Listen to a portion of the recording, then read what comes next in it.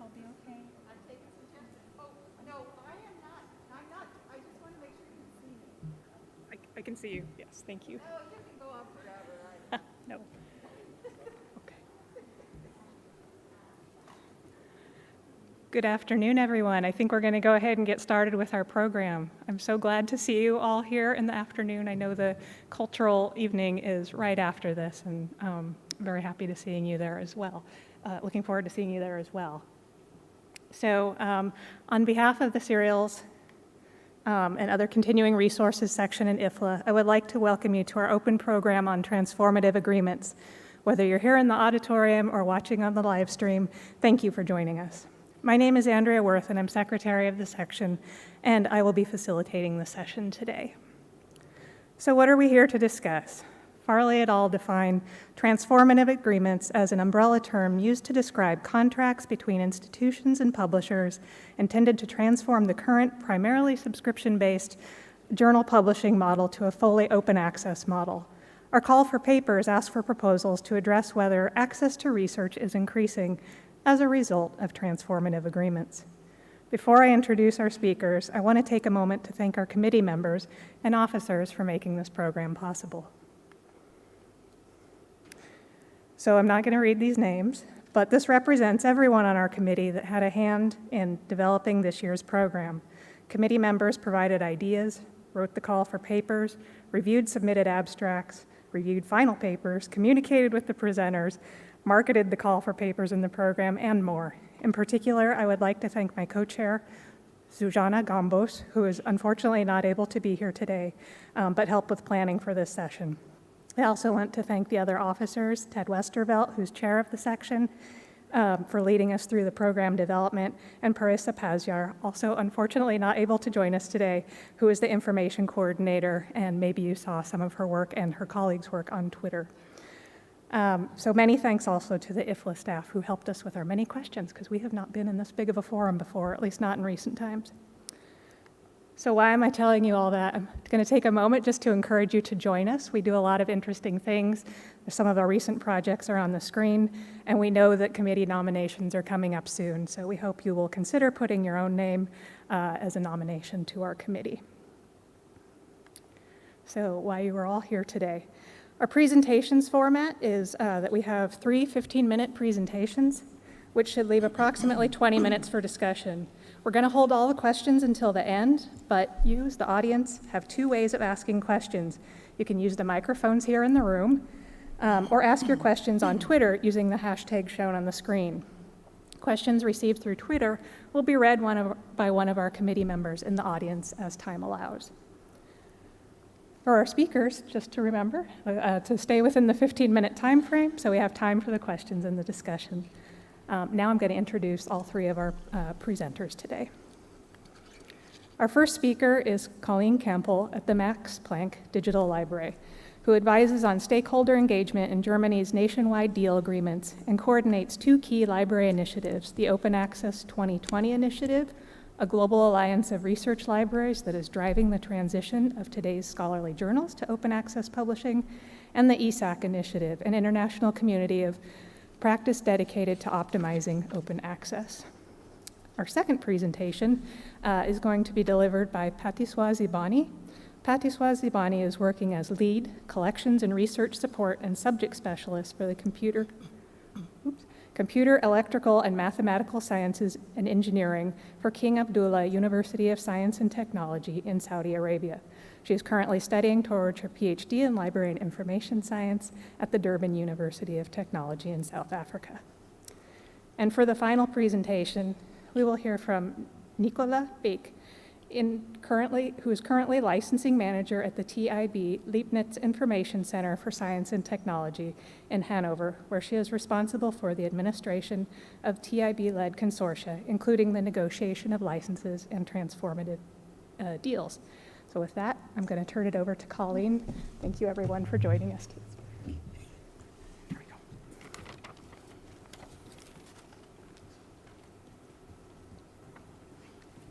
Thank you so much.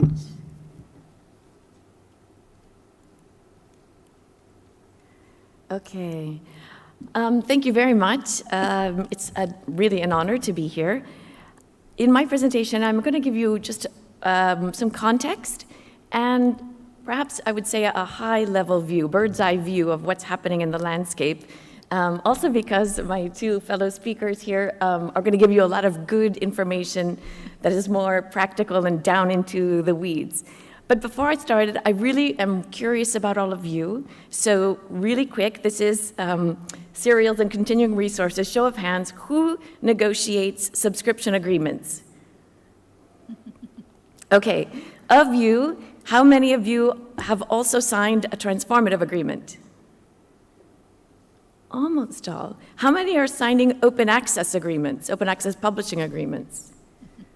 Fewer still. Okay, that's interesting. Lots of people engaged. That's really exciting for me to hear. So, to start, I wanted to take just a view of scholarly journal publishing today, or over the past years, actually. You can see, I hope you can see this graph clearly enough. It's showing us the status of scholarly publishing of articles, review articles and research articles. So the articles that are going into the scholarly journals that you subscribe to. And if you look at the different access status, you can see the top gold open access, so immediately fully open. Then there's hybrid, which is open in a subscription journal or under controlled setting of transformative agreements, bronze, green, and closed. And so just reflect a moment on the progress of scholarly publishing over the years, and we see that subscription content, content behind paywalls continues to grow. That's, I think, something that has grown forever. And also you see really dynamic growth of fully open access publishing. So as librarians who manage continuing resources, we kind of have to reflect, what does that mean for us going forward, this huge growth of open access publishing? And as I was reflecting on the topic that was proposed for this session, do transformative agreements increase access to research? I kind of got to thinking, I've been talking about transformative agreements for a few years now, and there are so many questions about it, right? This is something new, something that it really is moving away from the subscription paradigm that we've been working with over the past years, most of our careers probably. And some of us still wonder, should we or shouldn't we engage in open access, in transformative agreements? And what I hope you come away with today is a sense that the time for questions is over. Change is all around us. And the questions we really need to ask ourselves are, how are we going to adapt to this change? And what can we do to manage this change and drive it in the direction that we think makes sense for our institutions? This is a slide that I presented last year, but I thought I would present it again because it really highlights how library negotiations with scholarly journal publishers have evolved over the years. And with that, I want to convey that we don't need to fear change, right? We're used to change. We're used to evolution. If we've lived through the evolution from print to electronic, and then expanding content for our users, and then optimizing that, reducing cost, and now we are just in a new phase of this evolution. So thinking specifically about transformative agreements, started out as a concept, right? It's actually a relatively new evolution in scholarly communication. In December of 2018, at the 14th Berlin Open Access Conference, this concept of a transformative agreement was first validated and discussed by the community. If I can just read here, one of the key items, the research community that was there at the Berlin Open Access Conference stated to the publishers, we invited the commercial publishers of the largest commercial publishers to be there with us and hear our message as a global research community. We are committed to accelerating the progress of open access through transformative agreements that are temporary and transitional, with a shift to full open access over a few years. These agreements should at least initially be cost neutral, meaning there's no justification for putting more money in the system than what we are currently spending on subscriptions. And we expect economic adjustments over time. Also, we stated that publishers are expected to work with all members of the global research community to effect this transition. So it's not just for the rich Northern European countries, it's for everyone, this concept of a cost-neutral transition. So that was just a few years ago, and now we can see quite a bit of progress has been made. Here, this is a screenshot from the ESAC Market Watch, and what I'm showing you is the global article, the article output of Sweden, which is one of the first movers of transformative agreements. And you can see in the light peach color, these are transformative agreements that they have negotiated. So the outputs that are published under those agreements. Then you see the bright orange, which is fully open access content, and then in gray, what is still behind a subscription paywall. As I said, they were one of the first movers, but you can see, even though those library consortia and institutions that have come in the, come later in these few short years of transition, Slovenia has also achieved more than half of their outputs are now fully open access, fully accessible through the transformative agreements and through fully open access journals.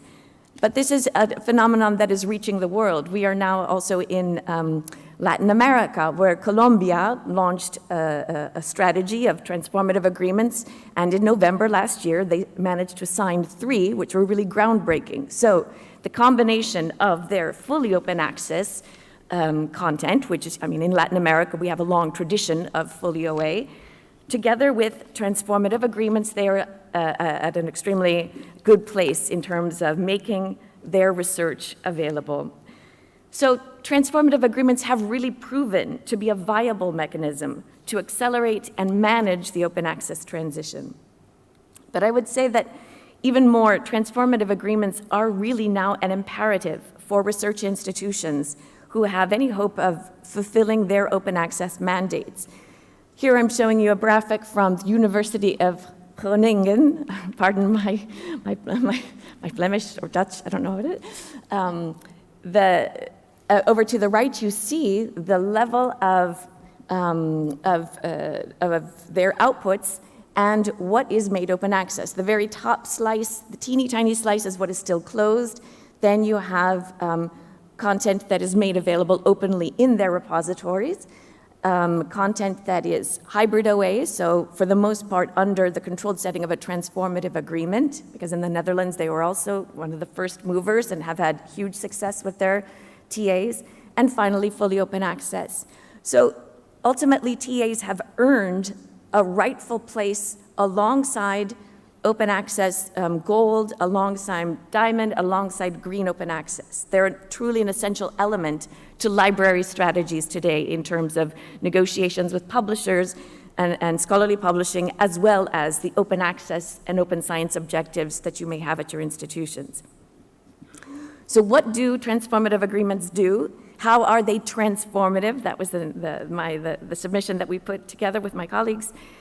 Here we know that one of the basic elements of transition is precisely to transition subscription journal portfolios to open access. And here we can see just 3 publishers that have been very committed to this transition, and through their work with libraries, partnerships with libraries and library consortia, are widening this delta of content made openly under transformative agreements that goes into reduce the content that is still behind a paywall. That's the gold, the peachy color you see there. Of course, it's thinking about transformative agreements only as a publisher strategy is not enough. They are a strategy that has meaning also for libraries, for our institutions and our stakeholders. To answer the question posed with this session, do they increase access to research? I would say overwhelmingly yes. Here I can show you a graphic from a facts and figures document of the deal agreements in Germany, showing the progress from 2020 to 2021. In that year, through their agreement, nationwide agreement with Springer Nature and Wiley, they published 27,000 articles, and the global usage of this content made openly available has increased 100%, 200% in some regions.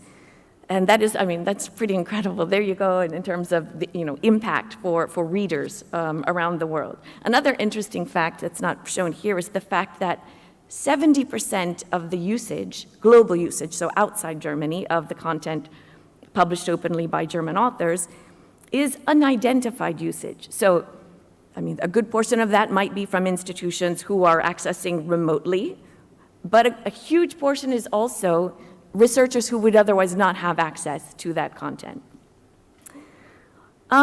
What does this mean for authors, transformative agreements? It means that so far, here we have a visualization of articles enabled under open access under transformative agreements. So this is a visualization of the ESAC registry of TAs, and showing you can see how it's really exploded since 2018 when we really first started talking about them. Authors in more than 50 countries today, in all continents, in the journals of more than 60 publishers, large and small, are able to publish their works openly, and numbering just this year alone, that's amounting to more than 500,000 articles with no author-facing APCs. Okay, this is the real success story. Conceptually, when you think about transformative agreements, you're coming from the perspective that scholarly publishing is part of the research process. And with this in mind, we need for institutional investments in scholarly publishing to become institutional investments in open access. And transformative agreements offer a framework, something very practical you can use to initiate that transition. And this is fully in line with the new UNESCO recommendations on open science that highlights this need for investments to be turned into investments for open access.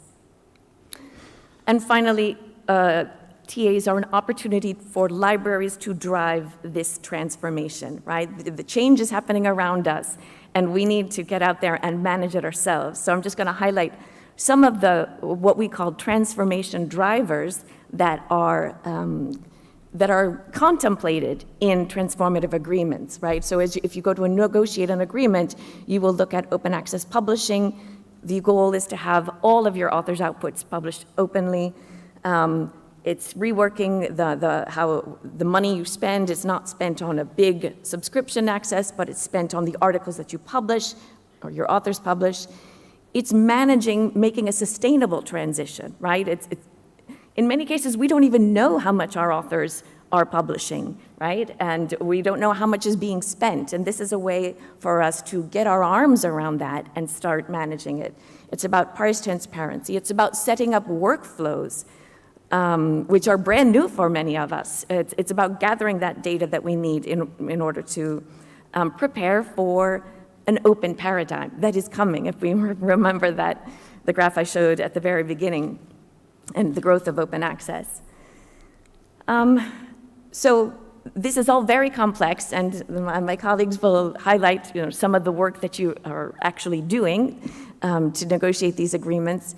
But I wanted to also convey that while it is a very complex market, we are all in this together, and the library community, through the ESAC, for example, has done a lot to share good practice and help each other learn as we move forward. So I would invite you all to please have a look at the ESAC resources and get involved in our community of practice calls so we can continue to push for library-led guidelines and standards that we expect of scholarly publishers in an open paradigm. One final slide. So if now we think about where we are in this transition, right now, seeing what we've seen, subscription renewals that are simply subscription access really cannot be justified in this world today. Just like author-facing fees for open access publishing cannot be justified. We have so many examples of transformative agreements in the past years that have shown that the money invested in our subscriptions is sufficient to cover the transition as a first step. But we need to keep thinking forward, because with each step we take, we need to think about what comes next. And some of the next challenges will be focusing on price transparency and how can we get away from that historic subscription spend and think about what is a truly fair and sustainable price to pay for open access publishing services, and what can we do as a global community to ensure that the fees paid for open access publishing services are globally equitable, right? Because we're coming from a system that is completely non-transparent. We're only now learning what everyone is paying around the world. And with that transparency, we can start to reason about what we think is fair. And with that, I would just like to conclude saying, inviting you all, the best way to predict the future is to create it. So please get involved with ESAC, and thank you very much.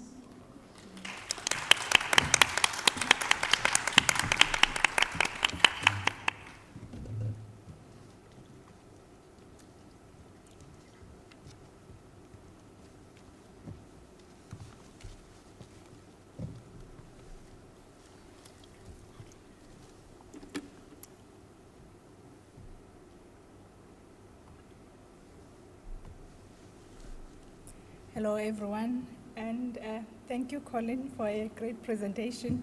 It's going to be difficult for me.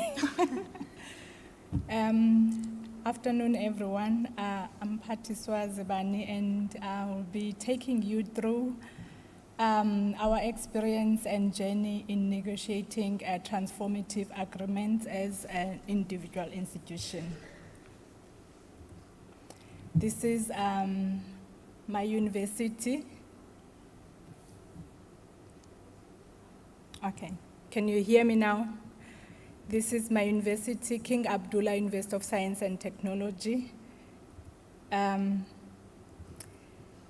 gonna go through the context of the presentation and the strategies that we've taken through the journey of negotiating these transformative agreements. The challenges are always there, and we maneuver the way around them, and also to take you through the publishing journey steps and the prospects.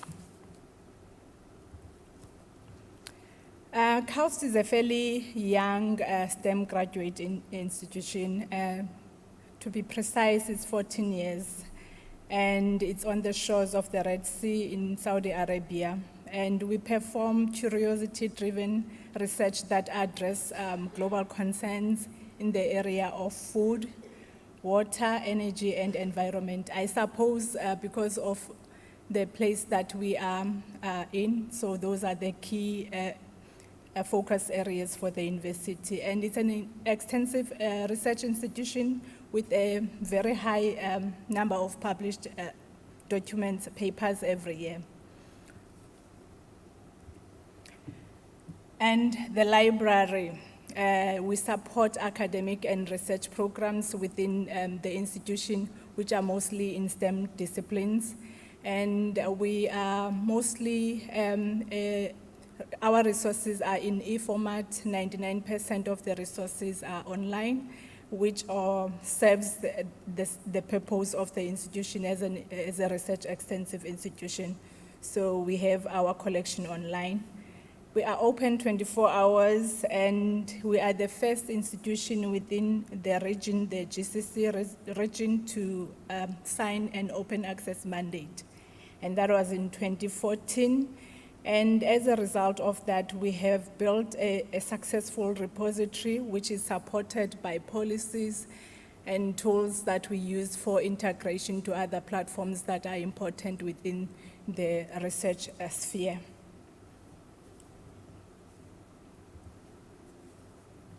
So we have open access publishing deals from 2019.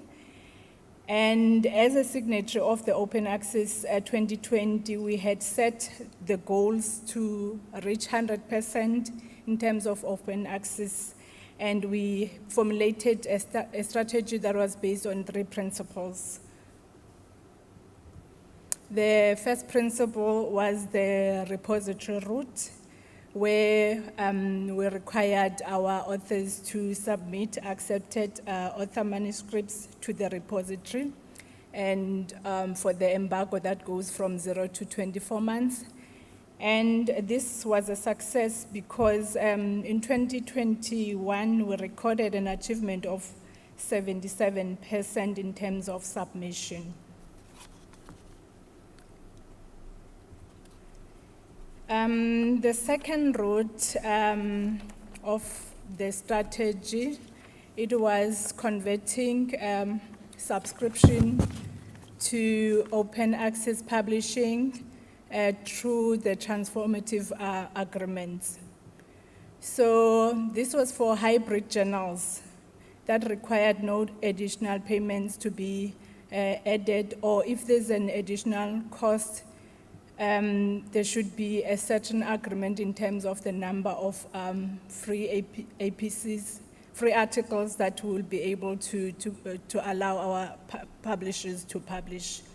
And this strategy yielded instant results in terms of open access because through this we were able to have these transformative agreements to have the read and publish or offset agreements with the publishers.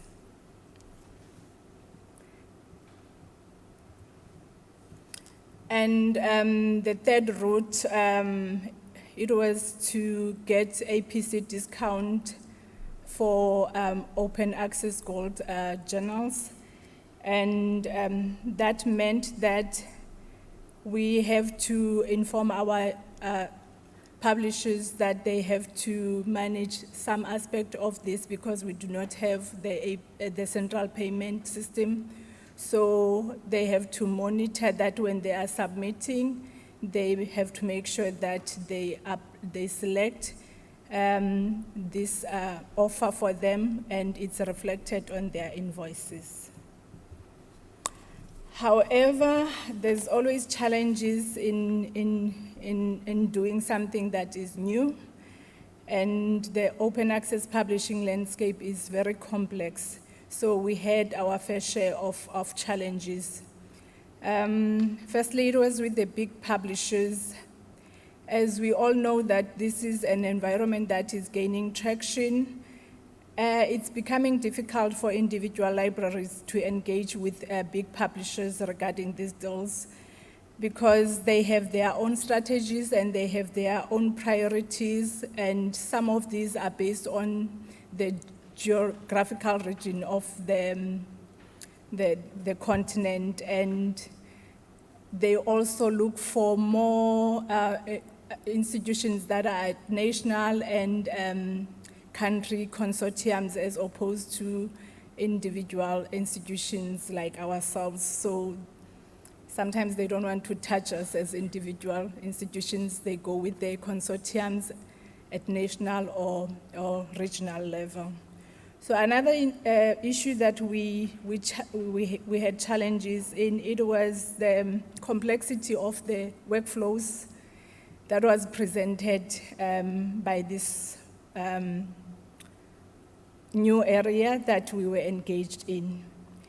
You have to manage the dashboards for publishers that you have agreements with, and that includes the publisher administration, institution fund administration, and approval from our side as the library because we are involved. So sometimes there's no proper reporting. Some publishers are new into the field. They don't have the structures built for reporting. They would send emails. Others, you are able to get reporting through their dashboards. So it's challenging. You have to keep track of everything and follow up. For us at CAUS, we had built our own internal tracking and reporting system. So that entailed having to follow up with the publishers, the small publishers that had no systems in place, so that we log all this information into our tracking system. Another issue that is a challenge is the Open Access Publishing Fund. So for cost, the library's budget has been the cornerstone of negotiating these these transformative agreements, because there's no funding that is in place that has been put by the institution for APC funds. So we have to rely solely on the negotiations and being able to convince the publishers to get some discounts or based on the budget.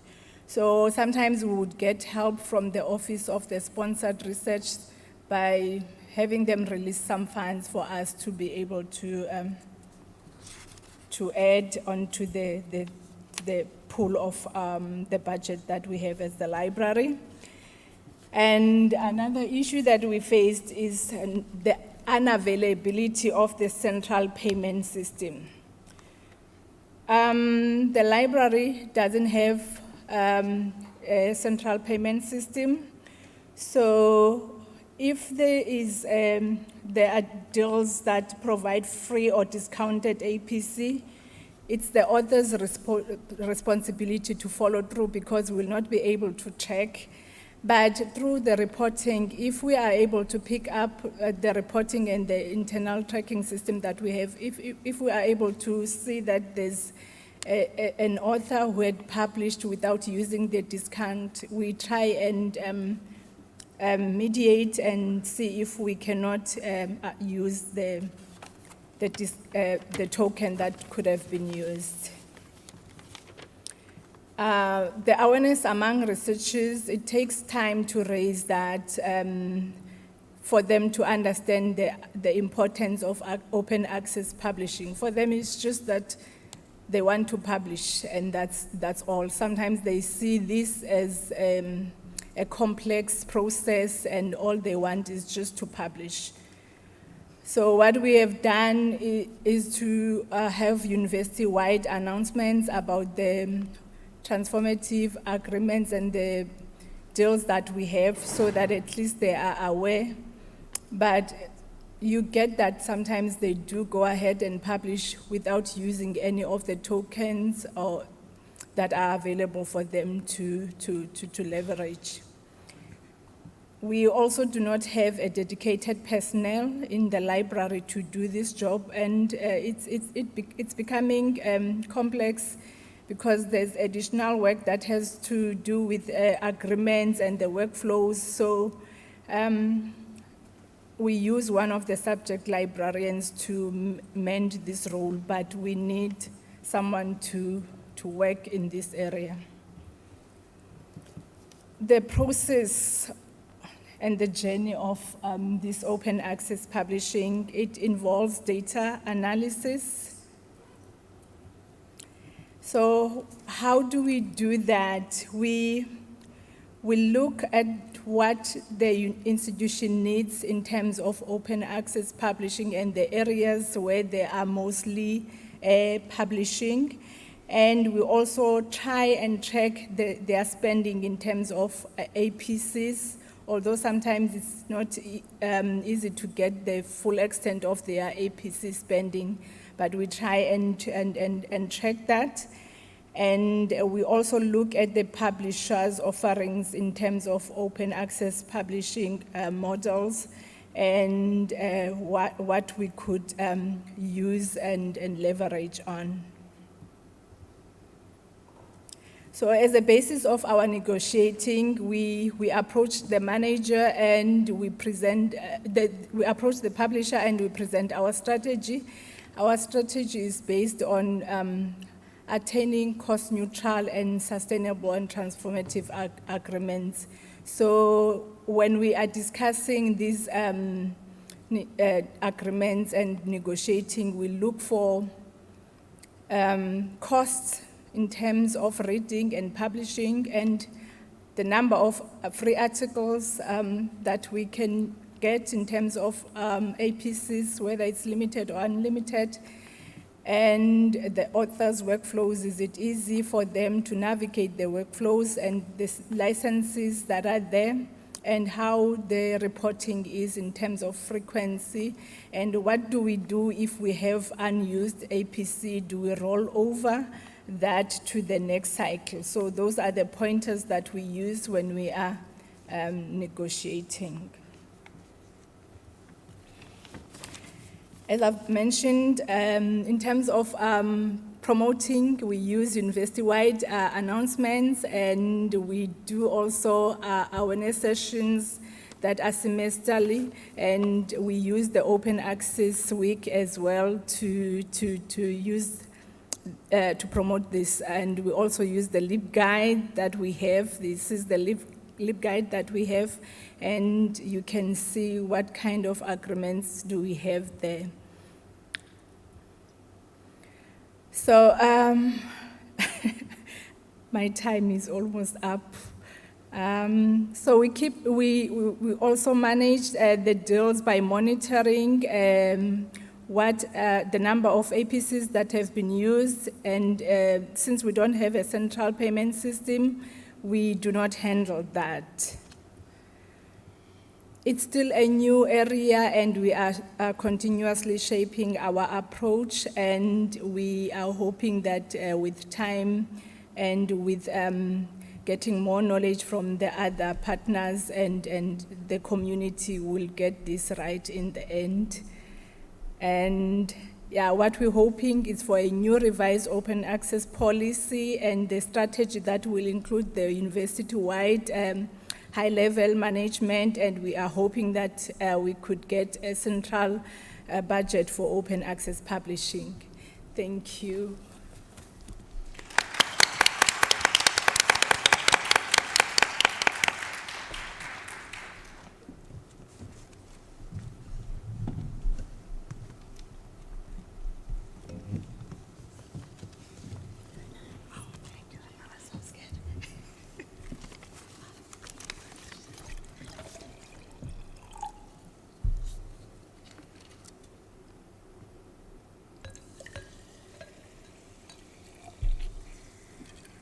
Good afternoon, and thank you to the SOCRS team for the invitation to speak at today's session. For my presentation, I would like to offer a kind of field report from my workplace, the TIB, in Hanover, Germany. My colleagues and I have been involved in negotiating transformative agreements for library consortia, and I want to share some of the observations and experiences we gathered over the last couple of years. So in fact, I think my perspective is nestled quite nicely in between those of the two previous speakers, one on the global perspective, the other one on the institutional perspective, and now follows the library consortia perspective. So here's what I will be discussing in the next 15 minutes. Firstly, I'm going to tell you a little bit about the TIB. I will then give a short overview on the state of open access in Germany. I will follow with the core of my presentation, the transformative models currently in place in our consortia. And here I'm going to present 3 case studies explaining how the different models work, as well as what their strengths and weaknesses are. I also wish to offer some lessons learned, even though I'm fully aware that these might not translate to consortia or situations in other countries. I will conclude with an outlook towards future consortia solutions beyond transformative agreements. And one last note before we dig in, I will use the abbreviations OA for open access and TAs for transformative agreements for the remainder of this presentation. So TIB stands for Technische Informationsbibliothek, and we are a university library as well as the German National Library of Science and Technology. In that capacity, TIB provides both academia and industry with literature and information. One way to cater to libraries across Germany is through our offering of consortia. So through membership, libraries can become members of our consortia, and our consortia usually cover relevant content in our core subject areas, which are the natural and applied sciences. At TIB, we are actively committed to providing unrestricted free access to scientific information. And before diving into what this commitment looks like in practice, I want to briefly look at the state of open access in Germany. So backed by the federal government, the German academic and research community at large regards the transition towards open access a key goal for scientific communication. It even advises that OA publishing become part of good scientific practice. Gold OA is widely seen as the most advantageous article color, but might be realized in journals that follow different business models, such as the hybrid or the diamond model. This chart on the slide, which might look already a little bit familiar to you, as it is facilitated by the ESEC Market Watch that we heard about earlier, represents the estimated distribution of publication output across Germany.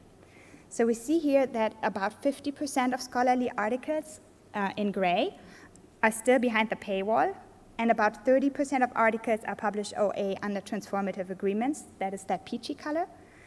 And lastly, the research output in fully open access journals, shown in yellow, makes up about 20%. Another thing we can see from this graph is that there are many different publishers that provide relevant literature, which is probably the case for any other country as well. In Germany, libraries with experience in building consortia have therefore taken it upon them to negotiate with journal publishers that wish to make their portfolio OA. While in other countries, consortia are often organized on a national level and therefore have a set group of members, outside of Project Deal, this is not really the case in Germany.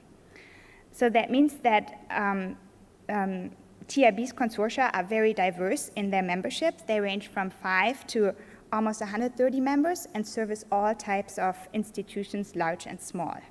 So basically, it's an opt-in situation. The offer goes out to all eligible institutions, and whoever takes it up becomes part of our consortia. So in 2022, TIB is running 42 consortia in total, servicing 290 institutions across Germany. And the diagram on the slide here shows the distribution of our consortia by product type. So we see of these 42 consortia, 6 cover both read access and publish services in hybrid journals, which is of course what we define as transformative agreements. In the following, I will present 3 of them as case studies. So for my first case study, I've chosen to present the consortium covering the journal portfolio of the Institute of Physics. Previous to 2019, a classic subscription consortium was in place that had been running for several years. For the period 2019 to 2021, we added a publishing component to the deal by implementing a so-called offsetting agreement. This means, in very simple terms, that a set amount of OA articles were included in the subscription fee. So in addition to gaining read access, affiliated researchers could publish articles freely in hybrid journals until they would reach a certain cap. Thankfully, the consortium allowed for a mechanism in which unused articles were rolled over into the new year and could then be used from researchers whose institutions had already reached their cap. So they could dip into that consortia pool and use those leftover articles on a first-come, first-served basis.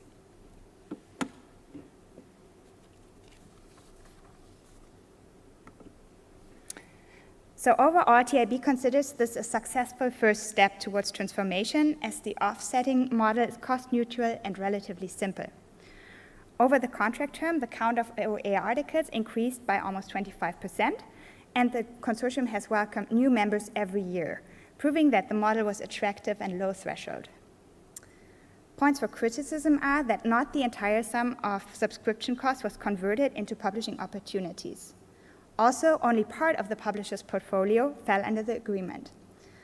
Moreover, the administrative cost was quite high since the article contingent had to be monitored. Still, TIB and the publisher wanted to build on the positive experience of the offsetting agreement and decided to move to an unlimited read and publish agreement for the contract term 2020 to 2024. For this deal, which is now in its first year, almost the entire portfolio of journals was brought in. So now researchers can publish in hybrid journals as well as in fully gold open access journals without being charged a fee. Additionally, the article cap was lifted, so there are no more monitoring requirements or any perceived competition on the side of researchers. Compared to the offsetting agreement, the read and publish model has a higher transformative impact. Not only is part of the overall fee specifically attributed to published services, the expected number of OA articles covered by the agreement also rises significantly. The goal here is, of course, to put pressure on the publisher to flip their hybrid journals to fully OA. Another benefit is that the deal is expected to limit author-facing charges in the wild. This will allow for a reliable assessment of publication output and costs at the end of the contract term. It will also prevent any unwanted reverse migration from fully OA journals back to hybrid journals and allowing researchers to freely choose the place of publication without having to consider any potential fees. Naturally, also here some weaknesses remain.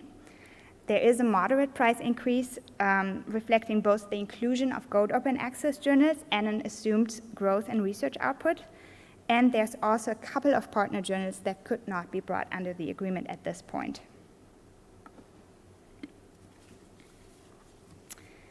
So I will now move to my second case study. Likewise, building on a previous subscription consortium, this capped read and publish model was negotiated with the American Institute of Physics for the term 2021 to 23. So this specific model brings together costs for access and for a set number of OA articles in hybrid journals. The article cap is set for the entire group on the consortial level. Authors from member institutions can publish their research on a first-come, first-served basis until the article pool is empty. Contrary to the offsetting agreement in the first case study that I presented, the publisher has left both the internal allocation of articles as well as the price for each individual member entirely up to TIB. We are therefore taking up a more active role as consortial leader here. The article count is monitored by our licensing team through a dashboard. TIB initially covers the yearly overall fee for the entire consortium, splits it among the members, and then charges it onwards. So as additional services for our members, we handle the calculation of cost on the individual level, the invoicing procedures, and the administration of the dashboard. So while this model has various positive features, I would like to highlight one point in particular. It offers a lot of flexibility in how costs and benefits are distributed on the level of member institutions. The publisher basically only sets the overall turnover for the entire group of institutions. This gives us, as consortial leader, the possibility for internal reallocation of cost. For example, in this case, by steadily increasing the publishing fee and decreasing the read fee over a couple of years. That said, in terms of the administrative workload, this is probably our most labor-intensive consortium to date. So my third case study constitutes yet another option to implement a published component in an existing subscription consortium, this time covering the journal portfolio of the Biochemical Society. For the 2022 term to 24 term, member institutions can choose whether they want to either continue only licensing read access to the portfolio or upgrade to a read and publish option. When choosing the read and publish route, member institutions need to pay a moderate surcharge to the licensing cost to cover published services. This publish fee is aligned with their reading tier, and for most member institutions lies below the cost of only one APC. It also covers an unlimited amount of articles across all hybrid and Gold Open Access titles. So member institutions appreciate that this model is simple, transparent, and cheap, giving them a low-risk option to finance publishing services without being forced to do so. It also offers researchers the freedom to publish across the entire portfolio and thus eliminates any author-facing charges. However, as the published component is optional, the transformative effect is limited. In our experience, this model is usually offered for smaller consortia with a modest historic publishing output. Publishers choose this model as a way to assess demand for including both published services in an existing consortium, while not having to risk losing any members.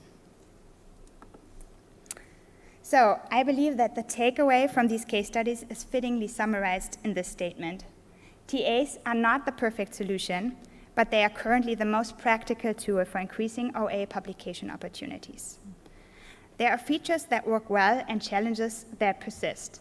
So here are some of the lessons learned.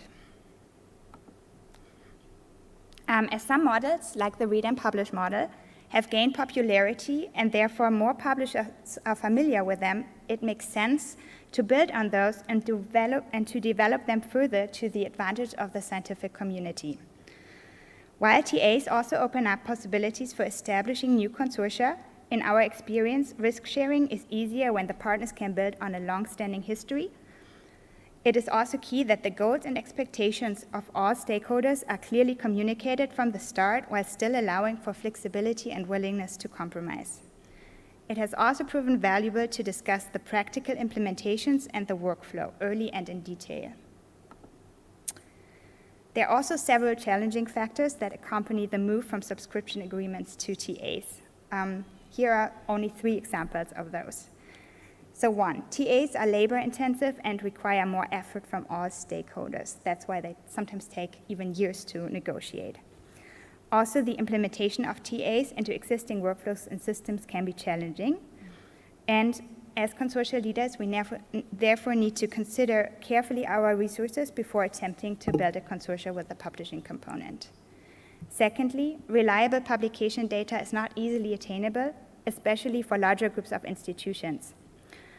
So that it's often still handled on the individual institution level, so for a group of institutions, it's hard to attain that.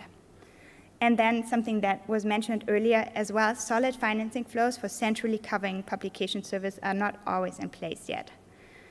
So it requires a change in library budgets, and that the idea of moving to a combined information budget seems very good and advantageous, but it's difficult to implement that.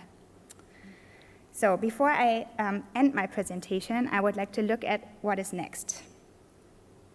So for Germany, I do not see that the goal to a fully open scholarly publication system will be realized by the end of 2024 or shortly thereafter. So trying to provide a larger number of adequate and inclusive OA publishing opportunities by negotiating TAs will therefore still be a priority for TIB in the near future. Next to TAs, we are also negotiating more agreements with Gold Open Access publishers or publishers that want to make their journals freely accessible immediately. Since there is no access fee and these agreements solely cover publication services, they are of course not transformative, but framework open access agreements. TIB has also expanded its effort in creating consortia that communally finance fully open access journals. These membership models often fall within the category of diamond open access.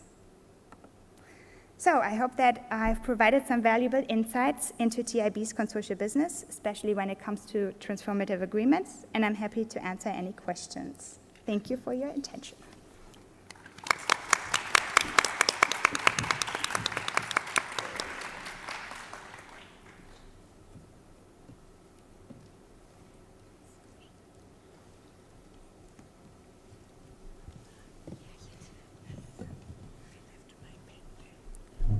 Thank you, everyone, for your wonderful presentations. We do indeed have time for questions. I'm going to bring up a slide that has that hashtag on it in case anybody here wants to ask their questions that route, or definitely the online folks. We do have microphones in the auditorium, so if you can make your way to those for any questions that you have.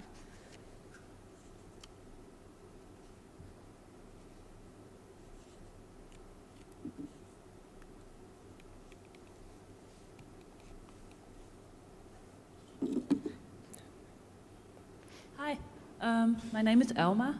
I'm working for a library in Austria. I had a question for, what was your name? Sorry, Nicola Beek. First question was, one of your models had like internal pricing model. does that mean that an institution who publishes more pays more, or do you have maybe also other parameters that decide on the pricing? Can I answer through here? Yeah. Can you hear me? Yeah. Okay. Thank you for your question. Yeah, that is usually the case. So mainly, right, the distribution is according to historic publication output. So the pricing is higher for those institutions with a larger historic publication output. However, we're trying to assist also those institutions with very large research output. So I think one of our goals as a consortia leader is also to make it fair for everybody, or to help out those that, you know, the jump would be the highest for, from a subscription to a publishing model. So that's what we're trying to do within the internal reallocation, is we're trying to kind of draw that process out over the contract term. So we're looking at the end, you know, our end goal is to have the distribution according to publication output, but we're trying to kind of draw that out over a couple of years to make it easier for institutions to join. Thank you. Can I use the opportunity for one next question, or is there a line? No. This is a bit both for you and for Colleen Campbell. Colleen, I've heard you say here, and actually on multiple places, that there should be already enough money in the system, right? There is no need to pump extra money in. And still also the models that Nicola Beek presented, actually there was only one which was cost neutral, and we see that in Austria actually as well, and the only one that was cost neutral at a limited amount of possible open access publications. How is this possible? Why are we bringing then still extra money in the system? Is that publishers just being greedy, or is there temporary extra money needed, or how can we prevent that? Yeah, I mean, there's no simple answer to that question. Yeah, I mean, the baseline, I think we've all learned in the past few years that, I mean, generally that there is enough money in the system globally to transition from subscription-based publishing to open access-based publishing. That's actually never really been challenged, even by the publishing community. The challenge is it's not always where it's needed, right? And this is why consortia have a huge role here in enabling, you know, a gradual transition and adapting to, a new, a new way of assessing fees based on the services one actually receives, and this is publishing for the most part, right? I think another piece is that we're integrating fully open access journals into our agreements, and previously there was no library budget for that, right? That's outside the subscription budget. So if we incorporate fully open access journals and you know, publishing just continues to grow. I mean, I think I heard for the past century it's grown at least 3% year on year, and then of course we've had the COVID bump, which coincided with a lot of the startup of new agreements, and so what we thought of was a stable situation is actually a dynamic situation, and we're going to have to create the budget structures that allow this dynamic nature of research ultimately. And yeah, I would also like to add on to what Colleen just said about the gold open access. For us as consortia leaders, it's very important that there's no extra cost added to OA and hybrid journals. So we're very adamant in trying to keep that cost neutral and on the same level. So, you know, some publishers even have systems in place where subscription cost goes down, which is obviously what we're trying to achieve. But, you know, at the moment, I guess realistically, mostly we see kind of this cost neutrality as the main goal. And that holds true for, I think, all the, maybe, yeah, most of our transformative agreements are cost neutral when you look at the hybrid journals, but then the extra cost comes in with adding the gold open access journals into the agreement. And that, I think, publishers do justify that by saying, hey, these are revenue streams that we usually get outside of the subscription. So, you know, it's really difficult convincing them to let go of that revenue stream outside. Yeah, we see that as well. It's interesting, and then a journal flips to gold open access, and then all of a sudden, that's what we all wanted, and then we have to pay extra. But okay, yeah, great. Thank you for your answers, and all three of you, thank you for your great presentations.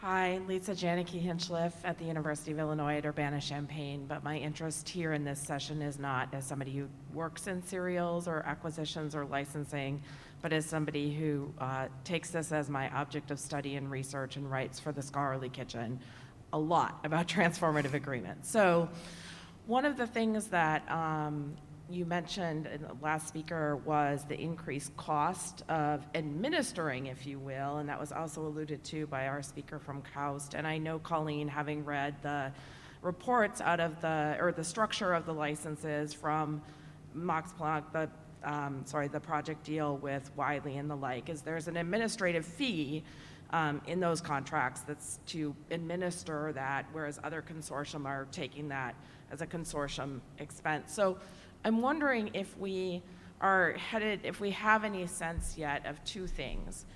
One is the cost of literally administrating, so we can start to model out that as libraries take on, especially Gold OA, which, as Colleen just mentioned, is historically outside of what we have been managing, is there a sort of economic algorithm or calculation we can do, and how do we do it based on the number of authors, based on the number of articles? Like, what is the administrative cost of having especially a pure publish agreement with a Gold OA? And the second piece that it struck me that we're seeing is that libraries are having to ramp up huge instructional programs or outreach and education programs, which are also an additional cost of labor and the like, to encourage faculty to make use, or researchers to make use of these agreements, particularly if they're not automatic for all authors at that. And then the extra sort of wrinkle of, I know, Colleen, this is in your reports, we have authors where we are paying for the articles to be open access, and the researchers opt out of the thing being open. So we've paid for it to be open, and it's not open because of researcher choice.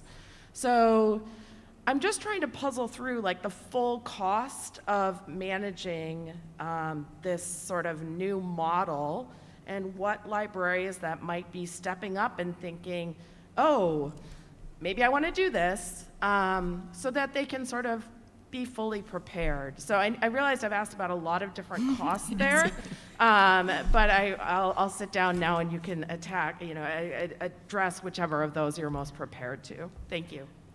Well, maybe I'll just start because my answer is really easy. We do not do that currently, so we do not have a mechanism in place to assess cost. It's something that we have just kind of started to see grow really significantly within the past years. So we are thinking of maybe looking into charging a participation fee in our consortia, but so far we're not doing that, and we're just covering that through our publicly funded budget for our staff and us.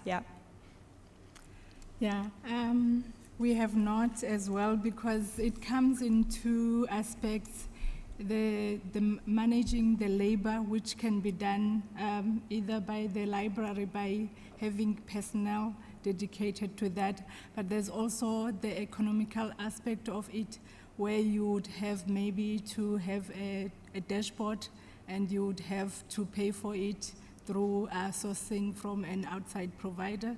So there's those have not been discussed, as it is a new area. We are learning step by step, and when we face this, we then go back and decide how we approach each of these areas. Yeah, I mean, specifically about the administrative fee, I mean, I don't think you can look to the deal agreements that was, as far as judging, is that an appropriate administrative fee? Maybe look at the commercial services that are cropping up, that are offering these services for libraries, and what is the fee that they are proposing, and considered, is that fair, based on your own personal experience? That might be one way to look at it. I just wanted to add a couple things. I mean, we're also coming from a system like, how do we assess the value now, or how do we assess right now the cost in staffing to manage the subscriptions? And we need to think about that in this context. I want to address the terms of communications and engagement with authors, and I mean, we are in a huge learning curve. This is an enormous transition, and I always go back to this example because I think it is actually a very appropriate example, is thinking about the transition to digital and what we had to go through as we transitioned from print to digital, right, online, and what did we have to do to help students get access to computers and learn about computers, et cetera. This is something we've lived through, right? It's figuring out how to do it the best way we can. But I think as we have more and more in terms of communication, we're very fortunate. The deal agreements in Germany are at 96%, 97% opt-in rates with authors. You know, they're given, and there's a lot of work to be done in the whole workflow process, right? Even from the time of submission to give authors those visual clues to understand open and what they will get by opting in to open access, and what do we need to do to change the system so that opting is automatic. It's the default, so that they don't have to really think about it, right? I think we need to think about more in those terms. How do we need to change even the systems to make open the default, and so it's not a confusing choice for them and they have to think about it, but just delivering it where they are. Yeah, and adding onto this, I think, right, that is probably something that is really worth looking into, is why do authors opt out? What is the reason behind it? Is it simply they click the wrong button, or is it like an ideological reason, or, you know, why is it that authors think this is not a good choice for them? So Yeah.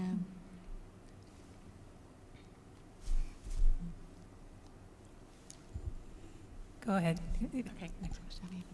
So I'm Kate Holbert from San Diego State University, which is part of the University of California system. And I'm seeing something interesting in my institution. We do have several big transformative agreements, and they're negotiated at the consortia level with opt-in by individual institutions. And kind of within my own institution, it's a little bit of an ideological struggle, because there are people, say on the collection side, who feel like they want to get away from the big deals. They feel like that the transformative agreements are sort of a publisher attempt to keep libraries with these big subscription agreements. And I'm, the OA person who's like, no, this is like the amount that we're spending is offset by how much it would cost if we had all of these articles published open access and we were paying the APC charges. So I'm just wondering if you guys have sort of struggled with or talked out within your own institutions that balance between how libraries support this publishing and this research access, and sort of our own struggle with our own budgets and wanting to get content and have more control over that. I think for KAUST, it has been the opposite. We want to have those big deals with the big publishers, but the door is not open for us because we are not a priority for them. They are looking for consortia, and we are not. And we do have the support of the Office of Sponsored Research, but unfortunately, we are not a priority for the big publishers at the moment. yeah, and I mean, from my perspective, I think the consortia perspective is also a little faulty in that sense, because of course all of our agreements are kind of bigger agreements. Like, we're not doing any kind of, even in the acquisition or subscription part, like we're not offering any kind of pick and choose models, or kind of more like things that break up content. So I think that what we see is exactly what you described. Like, most of the transformative agreements will also cover like most of the portfolio, and I guess we're trying on the publish side, we're trying to achieve that just to make it easy for researchers to publish across the entire portfolio, which in a way, you're right, like it is a big deal in that, you know, everything is brought in to an agreement without even knowing whether there's, you know, a demand for all journals to be in. But I guess that is just kind of one of the basic features of a consortium deal. I would just add one of the things that I think California is doing well, and we see library consortia around the world doing the same thing. And tomorrow we'll hear, I'm going to put in a plug for Jack Hyland presenting tomorrow morning about what the IRL consortium is doing here, and that is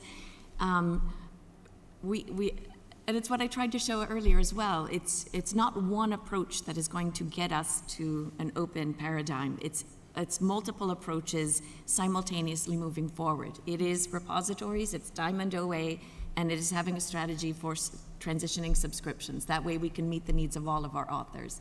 So yeah, I think it is a lot of work, but it's not one solution that's going to get us there. We're going to have to do them all. We have a question at the other microphone. Go ahead. I'm Christina McCauley from Westchester University in Pennsylvania, one of 14 state universities in the state. We seem to be looking at this from the point of view of libraries taking on transformative agreements. I'm sitting there worrying about the publishers and worrying that, you know, are publishers really going to want to do this? Are they going to make less money if we go to this kind of transformative agreement? Well, that's why we need the political pressure, right? I think, you know, and I mean, for us at least, we're trying to tackle this kind of head on and, you know, showing publishers what there is for them to move onwards. And I think that it gives us the chance to also, you know, push them in a little bit in the direction that we want them to go into. But yeah, I think that is a big concern on the side of publishers, that in the end, you know, their turnover or their profit is not gonna be the same. Yeah.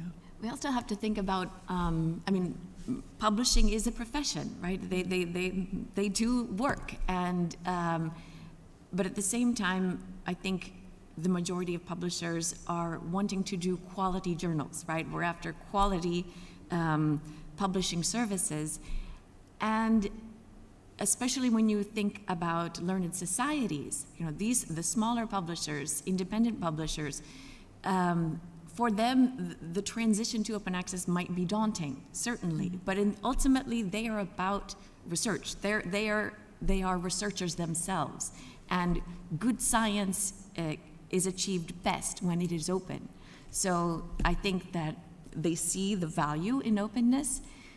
What I think is important is that when you have a publisher who wants to engage in the transition to open access, that they find partners on the side of libraries who are willing to work with them in that transition. It's because there are many stakeholders in scholarly communication: publishers, institutions, libraries, researchers, and we all need to move forward together. And we need compromise in that.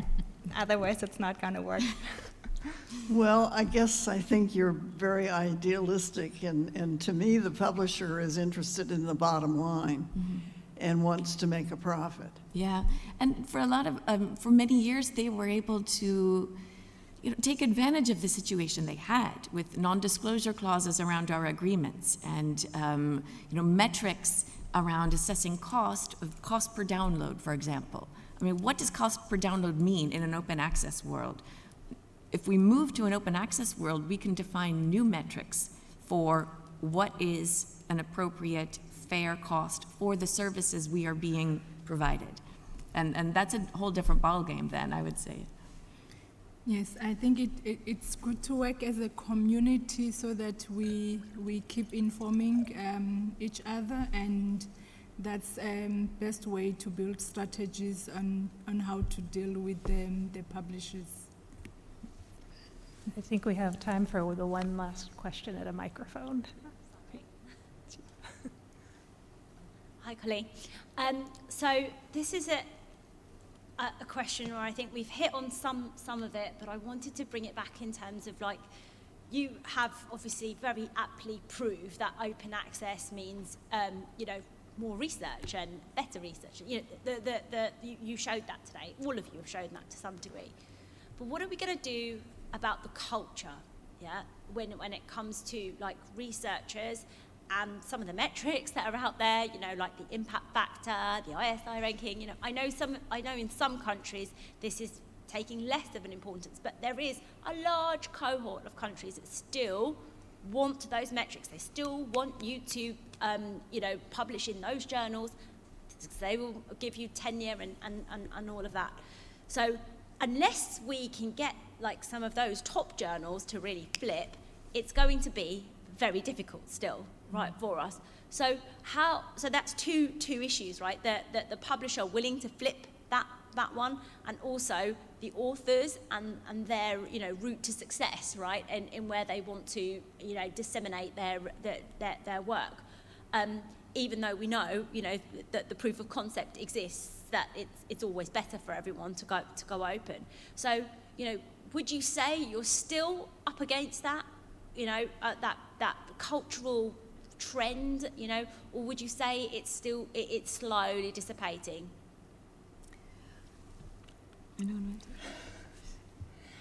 I think from my perspective, I would say that the whole transition to open access is a big chance for the scholarly community to actually shape the scientific communication paradigm the way that it serves them better.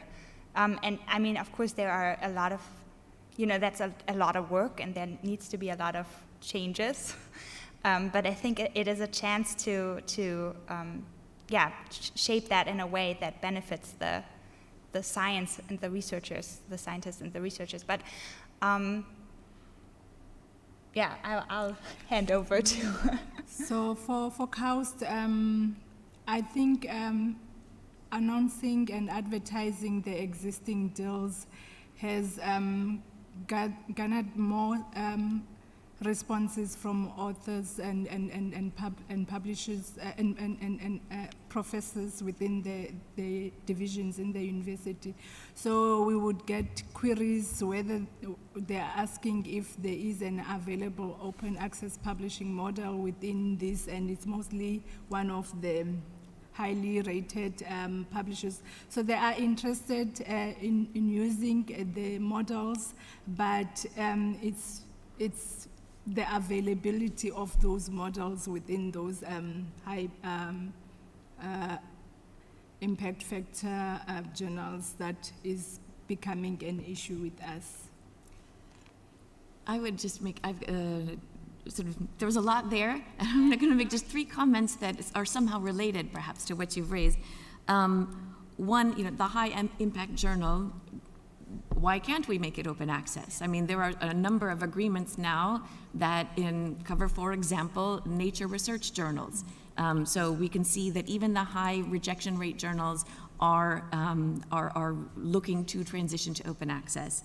I would also say that certainly scholarly communication is a very complex thing, and promotion and tenure mechanisms in place at institutions around the world need to be reviewed, no doubt about that. And I think that all that we've been doing, Coalition S has recently made a statement on that. This is another aspect that at least has come to the forefront again, and hopefully we can move forward on that. And oh gosh, now I can't read my final note on the last thing. Well, maybe I can jump in. Please. Come back. Just saying that, you know, I mean, open access is just like a part of open science and openness in general. So, right, like we're just presenting one strategy here today, but right, there are like a lot of other strategies that, and I see Colleen is nodding, so. Exactly, but it actually fits precisely with what you were saying, and that is when we think about the big deal before, and I think we're out of time, the big deal before, which, you know, all of the money was locked in one thing, and we're very attached to the journal, and as we transition to open access and we're understanding what is it that we look at the individual article, that is going to create much more opportunity then for different research communities to decide what is the format that is most appropriate for them. Maybe it's not going to be the journal, right? But right now, behind a subscription paywall, it's very stuck in that journal concept. I unfortunately really do have to cut us off at this point, but I want to ask the audience to give another round of applause to our speakers. They were absolutely fantastic presentations. Thank you so much. Thank you. And thank you again, everyone, for joining us.